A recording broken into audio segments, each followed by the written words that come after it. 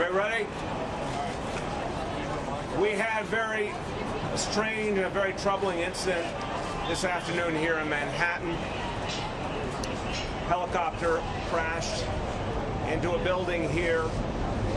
I want to say the most important thing first. There is no indication at this time that this was an act of terror, and there is no ongoing threat to New York City based on all the information we have right now. I've checked in with the fire department, police department, and buildings department. There is no danger of any kind to New Yorkers at this point. And what I'm going to tell you and what my colleagues are going to tell you is all preliminary information. I'm going to emphasize to everyone a full investigation is going on, but we have only preliminary information at this point in time. But what we do know is that one person died in this helicopter crash. That person is presumed to be the pilot, but we are still waiting for absolute confirmation of that fact. There does not appear to have been any passenger in the helicopter, but again, we're waiting for absolute confirmation of that fact. We do not know the cause of this incident. I'm sure you're going to all want to ask that. We do not know the cause, but again, we have no indication that there was any terror nexus here. There were no other injuries that we know of at this point in time to anyone in the building or on the ground. And I wanted to say, thank God for that. This could have been a much worse incident. And thank God no other people were injured in this absolutely shocking, stunning incident. I want to lastly say that the first responders performed an extraordinary effort here. I want to thank the fire department, police department, everyone, all the buildings department, all the agencies that responded here, OEM, everybody. This was a very challenging situation. As you're going to hear from the commissioner, a fire on the roof that had to be dealt with immediately. FDNY did an exceptional job in addressing the situation and ensuring that everyone would be safe. With that, I want to turn to our fire commissioner, Dan Nigro. Yes, at 1:43 this afternoon, we received a call through 911 that this helicopter had crashed on the roof of this building. Our units, local units, responded in a little over 4 minutes.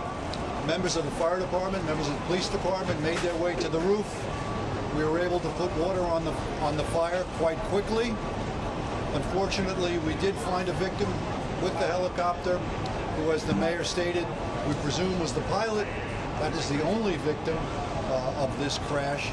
The fire has been extinguished. There was some amount of fuel leaked, which we've mitigated. And right now, the building is safe. We have it reoccupied. The building management had begun a complete evacuation of the building. That was ongoing as we arrived. And members of the fire department, the police department will remain on scene and await the arrival of NTSB and other agencies. Police Commissioner Jimmy O'Neill. Thanks, Mr. Mayor. So at 1:43 this afternoon, the first 911 calls came in reporting a crash, a fire at top 787 7th Avenue, which is right across the street. That's a 54-story office building. Emergency personnel responded, as Dan Nigro said, very quickly, and FDNY personnel put out the fire. At this point, we have one confirmed fatality, and an individual, as Dan said, is believed to be the pilot of a privately owned helicopter. What we know is that approximately 1:32 this afternoon, the helicopter took off from the 34th Street heliport, and about 11 minutes later, crashed on the roof across the street from where we are now. Right now, our Detective Bureau, our Intelligence Bureau, the FBI, are working with the FAA and the NTSB to gather additional info on the pilot. We believe we tentatively identified the aircraft, the flight path, and its owner. Don't have too much more. As we said, that's preliminary, and at this point, we'll take some questions. Thank you for your question. Josh, hold on, Josh.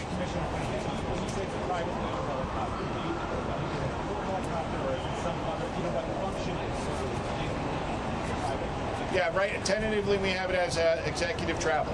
All right? Yes.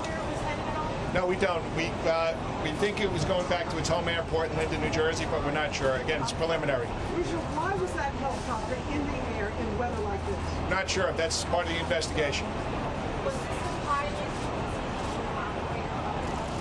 No, he doesn't appear to be the owner. We have him preliminarily identified, but it's not confirmed yet, and of course we are looking out for his family too.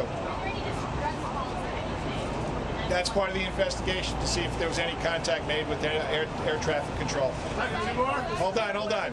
Right back there. Aside from the weather, was there other reasons why they shouldn't have been flying this area? It was so close to Trump Tower, and I know that airspace is not. Yeah, there's a TFR there. That's a temporary flight restriction, and we're checking into that now too. And to be clear, just to finish this, that to go into that area, a helicopter would need the approval of LaGuardia Tower, and we need to find out if that happened or not here. We do not know at this point.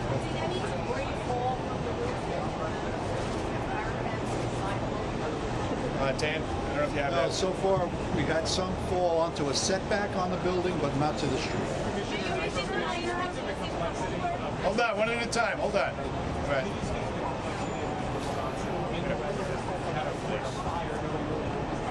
I just want to start that the firefighters had to deal with a fire well above the 50th story, which is extraordinarily difficult under any circumstance and in the middle of this weather.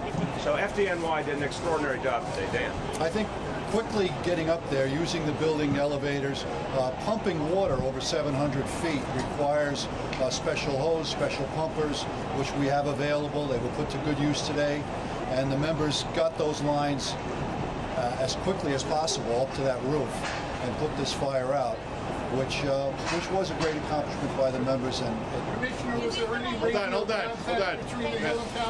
Hold on. Okay.